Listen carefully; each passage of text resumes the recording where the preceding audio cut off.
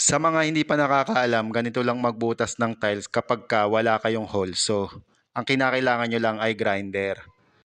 Ang una lang natin gagawin ay lilinyahan natin ng grinder yung butas natin sa harapan. Pagkatapos ay hihiwaan natin ang bilog hanggang sa tumugos sa likuran ng tile.